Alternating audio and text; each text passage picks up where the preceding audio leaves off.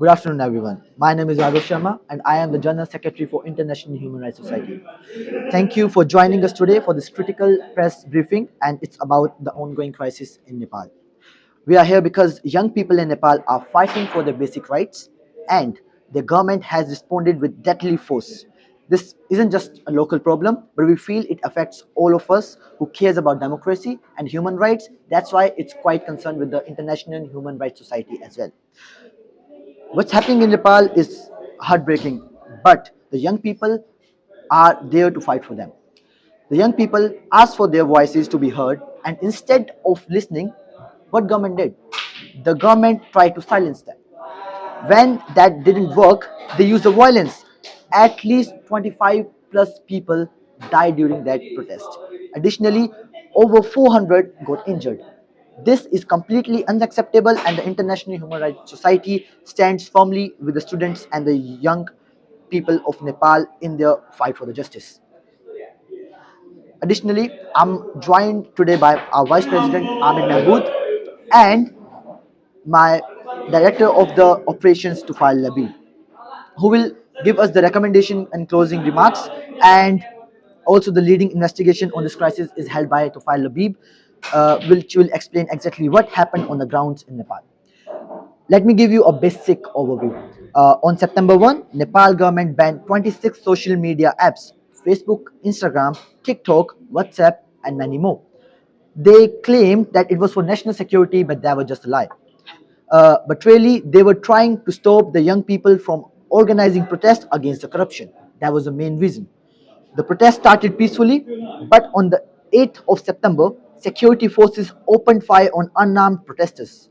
19 young people died, and now they are counting more, so the more than 25 people have already died. As per the updates, the Prime Minister has already resigned, but the crisis is still continue in the Nepal. The International Human Rights Society condemns this killing in the strongest possible terms. We stand with the Nepal's brave young who refuse to accept corruption and injustice as their future.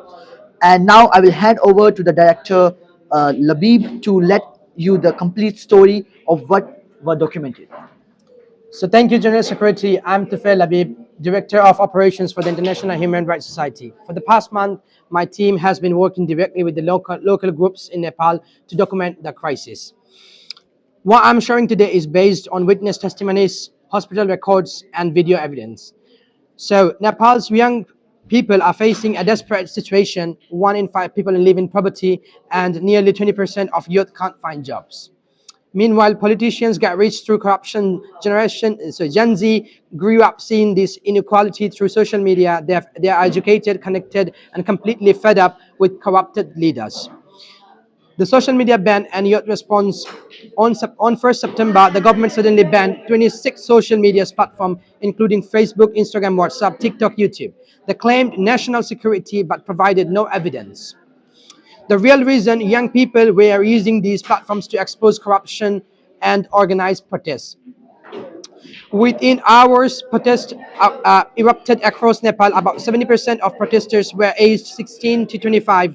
They called their movement the final revolution. We are punching up.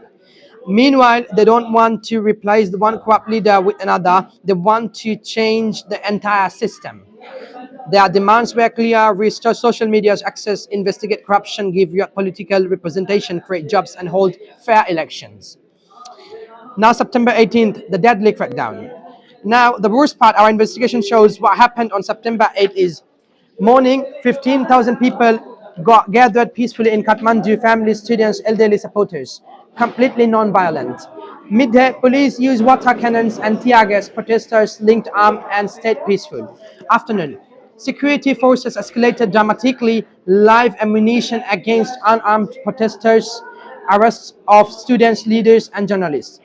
Evening, the worst violence. Multiple witnesses described police firing directly into crowds. So the human cost estimation: 19 people killed, 16 protesters aged 17 to 28, 2 innocent bystanders, 1 journalist. 427 people injured, 156 got shot with live bullets, 89 hospitalized with serious injuries, 182 hurt by tear gas and batons, 234 arrested, 89% under age of 30, 23 journalists, 45 student leaders. Both Nepal's Human Rights Commission and the UN condemned this violence. We demand justice for these victims. Some government buildings were burned, including the parliament. We condemn all violence, property damage. However, our investigation shows most fires happened after police started shooting and student leaders tried to prevent the destruction. After international pressure, Prime Minister of Oil resigned on September 9th, and the social media ban was lifted. But the army now patrols the street, universities are closed, and the arrests continue. This isn't just about Nepal. If government can ban social media and shut protesters without consequences, it encourages authoritarianism worldwide. Every young person fighting for democracy is watching how we respond. The International Human Rights Society stands with Nepal students. Their courage facing bullets, their commitment to non-violence, and their vision of corruption-free democracy represent the best of human values. We will not abandon them. Now the Vice President will present our path forward. Thank you so much. Thank you, Director Labib. I'm Amr Mahmood, Vice President of International Human Rights Society. What we're seeing in Nepal is a defining moment for democracy worldwide, and Nepal's young people showed extraordinary courage. They forced the armed police with nothing but their voices and determination for a better future. Even after more than 25 peers were killed, they continued demanding justice. This is the bravery that changes history. The International Human Rights Society stands in complete solidarity with Nepal's students and youth activists. Their struggle is our struggle. Their victory will be a victory for young people everywhere who refuse to accept corruption as their destiny. And right now, as the part of International Human Rights Society, we make 5 immediate demands. First, conduct transparent, independent investigation of September 8th killing with international oversight. Second, immediately release all detained protesters and drop changes against those exercising fundamental rights. Third, withdraw military forces from civilian areas. Soldiers should defend borders, not suppress democracy. Fourth, guarantee permanent internet and social media freedom. Fifth, begin inclusive nation dialogue with meaningful youth representation. And now, to Nepal's brave student, you have inspired the world. You're fighting not just for Nepal, but for every young person who is told to stay silent when the corrupt leaders are stealing their future. We will not rest until justice is achieved and democracy is restored. History will remember your courage. And Nepal's Gen Z has reminded us that freedom must be earned by each generation. Their fight is humanity's fight. We stand with them today, tomorrow, and until victory is won. Thank you. Now there will be a closing statement from our Raghu Sharma.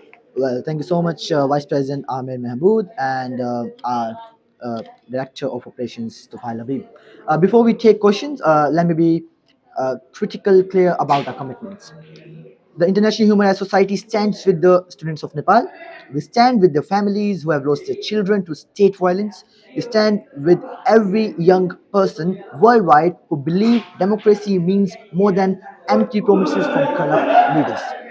We will maintain our monitoring presence in Nepal. We will continue documenting violations. We will advocate internationally until these brave young people achieve the justice and democratic reforms they demand and deserve. A comprehensive report with full of the documentation will be available on our website soon, and we encourage media outlets worldwide to use this material to keep Nepal's story in the global spotlight as well. The International Human Rights Society will not allow the world to forget Nepal's youth or their sacrifice. Their courage deserves nothing less than our unwavering support and sustained action. We are now take questions, and then thank you for your commitments to covering this critical human rights story. Thank you so much again.